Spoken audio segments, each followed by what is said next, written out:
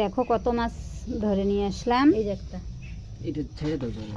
এই দেখো আরও অনেকগুলো দিয়েছিল, ওগুলো আমরা এত মাছ খাবো না, তার জন্য আমরা কম করে এনেছি।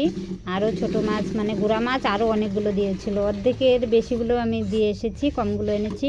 এতগুলো কে খাবে, আমরা এত মাছ খাই না। তার মধ্যে দেখো ষাটি মাছ এনেছে, ষাটি মাছ তো আমরা কেউই খাই না।